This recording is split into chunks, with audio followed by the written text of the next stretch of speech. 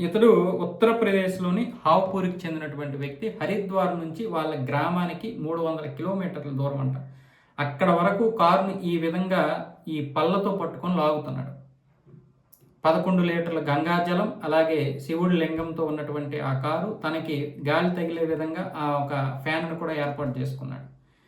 అయితే దీనివల్ల ఏంటి లాభం అని అడిగితే ప్రజలు, ముఖ్యంగా యువత కష్టపడే తత్వాన్ని నేర్చుకోవాలి. కష్టపడే తత్వంతో పాటు వ్యసనాలకు కూడా దూరంగా ఉండేటటువంటి సందేశాన్ని ఇవ్వడం కోసమే ఈ విధంగా చేస్తున్నానని చెప్పి ఆయన చెప్తున్నాడు. కానీ ఏదైనా సరే మీరు గుర్తుపెట్టుకోండి, ప్రాణాల మీదకి తెచ్చుకొని సందేశం ఇవ్వకండి.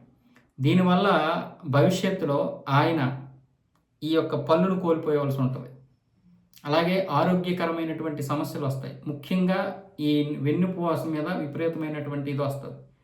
ప్రజలు, యువత ఇలాంటివి చూసి మారొచ్చు, మారకపోవచ్చు. మారుతారనే నమ్మకం కూడా లేదు. కానీ మీ జీవితాలను మీరు నాశనం చేసుకోకండి. ఇలా లాగండి, ఇలా చెయ్యండి అని ఏ దేవుడు మనకు చెప్పలేదు. ముఖ్యంగా మన శివుడు, మన దేవుడు ఇలాంటివి చెప్పలేదు.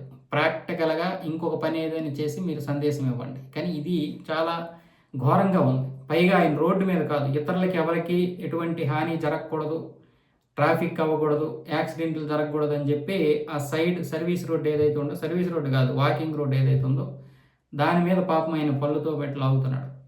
కాబట్టి ఇలాంటివి చేసే ముందు ఆలోచించండి. మీ ఫ్యామిలీ గురించి మీరు ఆలోచించండి.